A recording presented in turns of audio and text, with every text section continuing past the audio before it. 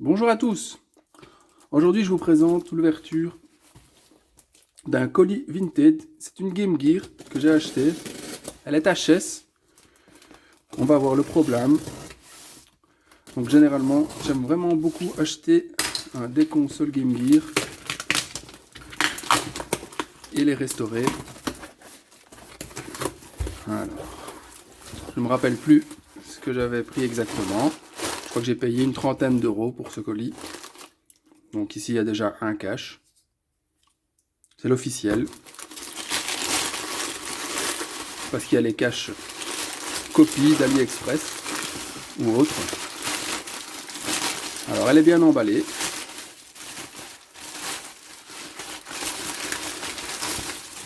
Alors ici, voilà donc la Game Gear. Alors qui est légèrement, qui est griffé, hein, de toute façon ça. Il y a un jeu, et je trouve. Alors il n'y a pas les deux cache-piles, donc il n'y en a que un. Celui-ci. Une chance, j'en ai de réserve. Donc est-ce qu'elle a été démontée? Ben, on ne dirait pas. Comme il y a beaucoup de poussière ici dans le trou de la vis. Donc il y a quand même une chance que personne ne soit passé avant et qu'il l'a à ce moment-là donc mal réparé. Alors,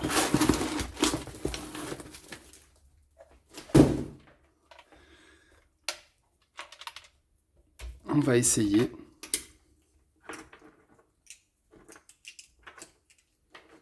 Je pense que je me souviens, elle avait un problème. Elle s'allume et elle s'éteint directement. Donc ça, généralement, bah, c'est les condensateurs. Hein. C'est toujours la même chose quasi.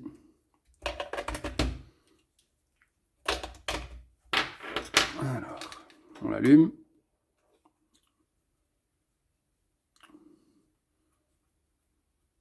C'est plutôt l'écran les condensateurs de l'écran qui sont à changer.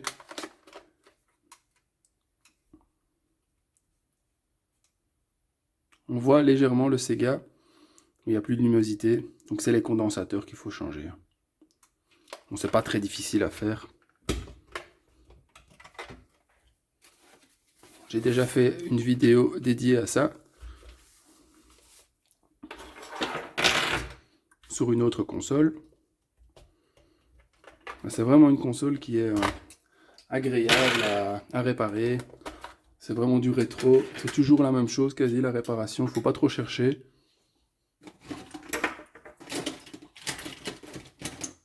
On change tous les condensateurs et généralement 9 sur 10 ça repart quoi. On va juste l'ouvrir dans cette vidéo pour voir un petit peu. Donc il faut un tournevis pour la vis ici qui est un peu spéciale quoi. Et le reste c'est des simples vis.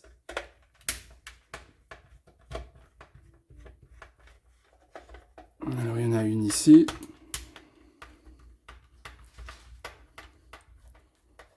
Quand vous avez un problème d'écran,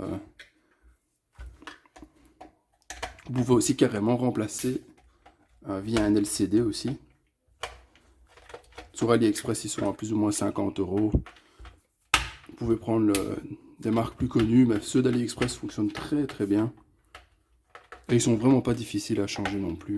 Bon, il faut un peu savoir souder, mais c'est pas compliqué en soi.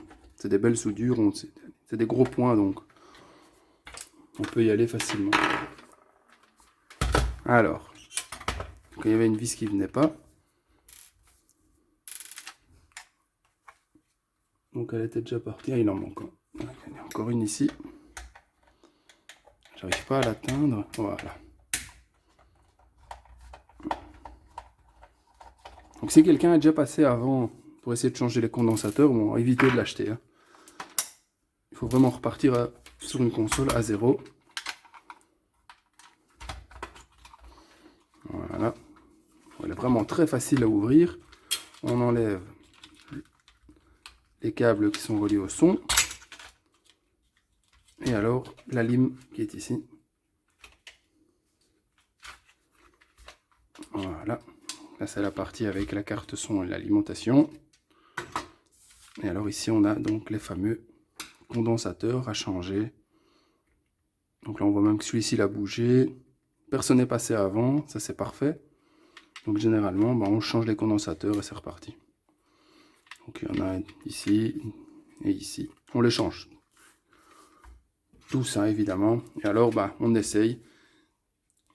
Si ça ne fonctionne toujours pas, il y a encore les condensateurs qui sont d'ici. Et pour le son, quand vous n'avez pas de son, il faut changer les condensateurs de la carte son. Voilà. Je vais m'occuper de ça. Et pour cette vidéo, c'est terminé.